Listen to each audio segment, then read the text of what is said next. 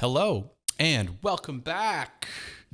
Oh, hello. Doing another deck profile of Sword and Shield. Today we're going to do a deck profile of a very different deck. I don't think anybody in the US has done a deck profile of this with some gameplay. So you'll see that in another video, the gameplay. I think some people have maybe heard about this deck or a version of this deck, but shout out to Brandan Johnson for reaching out to me on Twitter, sending me a bunch of awesome lists from Japan. But this list in particular, I think the only thing I might have added to the list felt like it was one card short when I actually went through it all. So I added one Meowth, just so you know out there, but I think it makes sense. But yeah, that's it. I didn't really make much more changes to it. I played it. It feels pretty good. I think it has some really good matchups, and in the new meta, it might have some matchups that are pretty challenging. But yeah, we shall see if this deck really takes off. But if you like control decks and you like mill decks, this deck is for you. If you like the Pidgey control mill style deck, I think this is maybe a new and improved version of that. So without further ado, let's just sort of jump into what this deck that I'm discussing is all about. All right. Yeah, let's just sort of jump into it then. First are the Pokemon, obviously, and we are going to start with 3 of these Goldines. Its attack, this is from the new set. There might be a better Goldine to play from older sets. I'm not sure. I'm not really familiar with Goldine, to be frank, but I just pulled the ones from the new set. This one just does 10 damage for, like, I think it's called Horn Attack or something like that. Its attack is fine. It doesn't matter. The attack doesn't matter. The evolution of this, the Seaking, is really what this deck is all about. This Seaking has, its first attack is the one that really matters. The first attack for 1 water energy, it lets you flip 3 coins, basically. For each heads, remove it's either a basic energy or an energy. I'm pretty sure it just would read energy from your opponent's active Pokemon. So, assuming that it's energy, that's great. Assuming it's basic energy, there could be some weird decks that this deck struggles against, but I'm going to assume it's energy for now. But yeah, for each heads, you remove an energy. So you could remove up to 3 energy from your opponent's active Pokemon with this attack, which is potentially really crazy. Now, it is a coin flip deck, so you also might get all tails, and then this Pokemon just gets wrecked. But there's lots of other ways that you can mess your opponent up with this deck. So, you got a 3/3 line of that. Just pretty straightforward, good stuff. Then we have, obviously, any mill/control deck is going to want to play Oranguru. We've got 2 of the Orangarus from Ultra Prism with Resource Management. Lets you get 3 cards from your discard pile back into your deck with its first attack. And then, we've actually got what I think is the most interesting card of this set. We have a 1/1 line of Meowth and the Make 'em Pay Persian.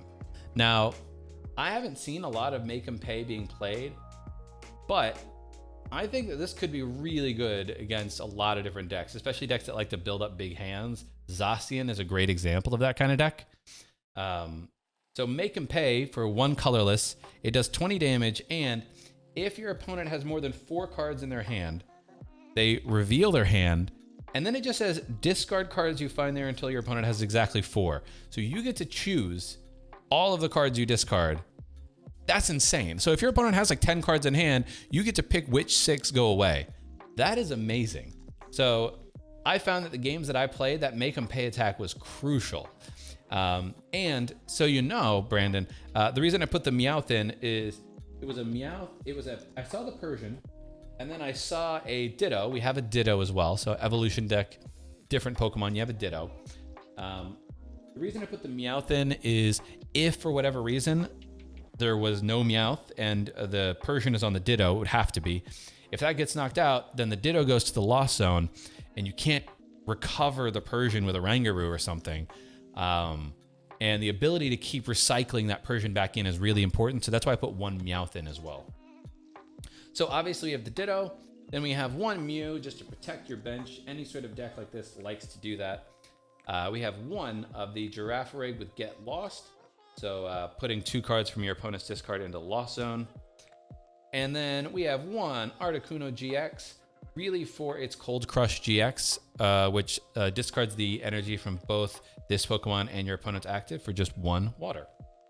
So you can sort of see the similarities between this deck and the Pidgeotto control, but the addition here of the Persian and the Seaking mean that this deck is a mixture of heavy energy removal plus heavy hand disruption. So I think it's like a mix between Mill. I don't know if Mill means energy as well. It might, but yeah. So those are all the Pokemon in this deck, though. You know, nothing crazy in terms of the number of Pokemon. Getting into the supporters, this is where this deck really starts to come alive again. You have 4 Cynthia and Caitlins. This is both to recover supporters that you may have played earlier in the game, as well as just to draw. You want to see a bunch of cards in your deck and get cards that help you mill your opponent out. Then we have 3 of the Professor's Research Magnolia. This one allows you to discard your hand and draw 7 cards. Again, more ways to get through your deck quickly, see all the cards that you need, and hopefully mill your opponent out. This next card is where it gets interesting. We have 3 Lookers. Now, Looker is a card that's not really played much over here, but this card lets you draw 3 cards from the bottom of your deck. The reason this is good is Oranguru obviously shuffles, puts cards on the bottom of your deck. You also have Lily's Pokédoll in this, which you'll see in a second, which goes to the bottom of your deck. So between Lily's Pokédoll and Oranguru, Looker is really good to just grab whatever you put back in your deck back. And with Cynthia and Caitlin, you can kind of loop those quite a long time. From the mill component, you have 2 Bellaba and Bryson Man. Really good. It lets you discard 3 cards from the top of both players' decks. And then if you discard an additional 3 cards from your hand, then both you and your opponent discard bench Pokemon until you have only 3 benched Pokemon. I never use the second effect. Maybe in some matchups it's really good, but I don't think that's something you would necessarily want to do in this deck. So, but it's there. And then you have 1 Misty and Lorelei, just to go grab the water energy when you need it. You don't play a ton, but it's useful just to grab that water energy out, thin your deck out even more. And 1 Faba.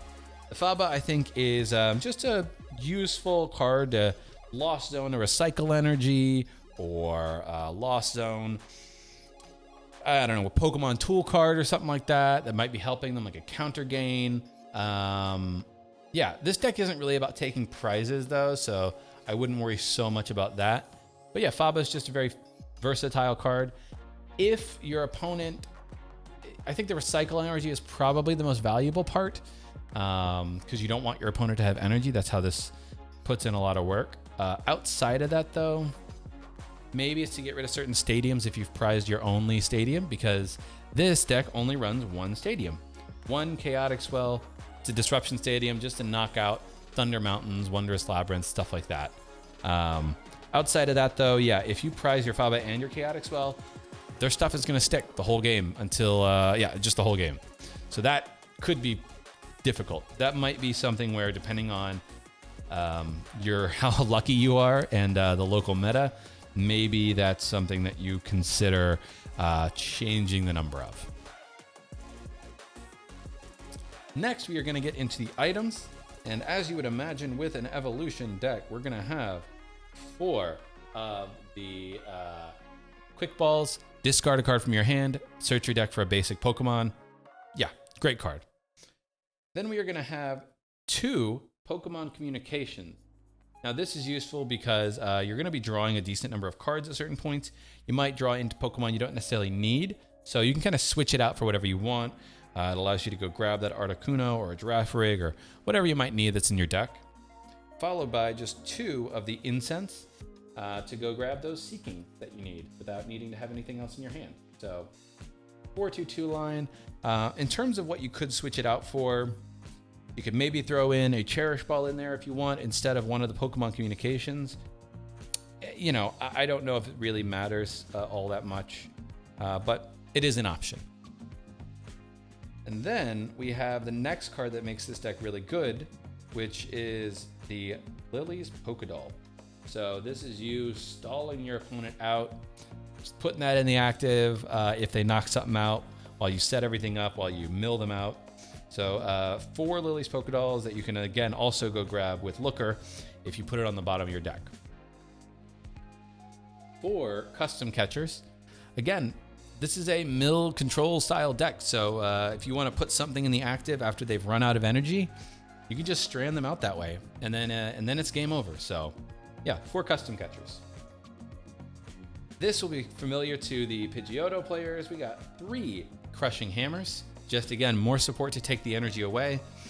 We don't play any wait and sees or stuff like that just because there's no way to find them reliably at the beginning of the game. So then we've got 2 of the new Fishing Rod. Lets you shuffle in 2 energy and 2 Pokemon, up to 2 energy and 2 Pokemon from your discard pile back into your deck. Just more recovery in case you lose both your Orangaroos, really. We have 1 of Lana's Fishing Rod. This is really good if you need to find a couple of the Pokemon tool cards specifically that you're about to see. And those tool cards are the 2 of the Lucky Eggs. Again, really good to draw. You have a lot of single prizers in this, so slap that on a Seaking, slap that on your Rangaroo, anything like that. You can draw up to 7 cards after that Pokemon is knocked out. Now, the one ruling I don't know with this is you draw up to 7 cards when it's knocked out, and then I think you get to draw again for your turn. So it's not like you draw for turn and then draw up to 7. So I think that happens in between turns. So you draw up to 7 and then you draw for turn, so you have 8 cards in hand after something gets knocked out. Really, it's a really good card for this deck, especially. And then finally, we have 2 of the Air Balloons. This gives your Pokemon 2 less retreat, which is great for, I think Seaking, I want to say, has 2 retreat. Yeah, Seaking has 2 retreat, and Rangaroo has 2 retreat costs. I'm not sure about Persian, but Articuno has 2 retreat costs. Basically, it lets you have a pivot Pokemon 1 and get something out of the active if you need to. And then finally, we have come to the energy. We have 5, just 5 energy in this deck. That is 5 water energy. Now, I think there's a case that could be made for putting in 1 recycle energy because Mew, Persian, and Orangaroo all don't need water energy. They're fine colorless.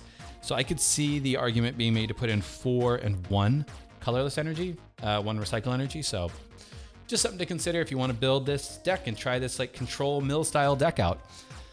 But yeah, that's going to be it. I think this deck is pretty good. I haven't played a ton of matches.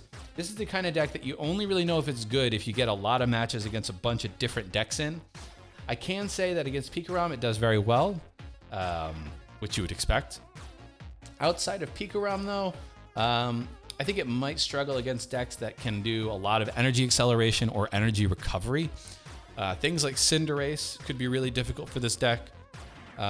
Things like Lapras VMAX could be really difficult for this deck because they might just be able to run through you, basically. And if they don't need to commit a ton of energy, right? So that would be if I was playing against this deck and playing that kind of deck. But other decks that can't accelerate energy as quickly and have high energy cost, yeah, this would do really well against. So anyways, that's it for this video. Let me know what you think. Thanks again to Brandan for sending me this deck list. Check out the video that is going to be somewhere around here-ish. That's me playing this deck in action, so you can see how it actually works. These decks are kind of hard to see how they work. Yeah, and subscribe if this is the first time seeing this stuff and you like it. Other than that, I think that's going to do it for me. I'll catch y'all in a future video. Carpe awesome.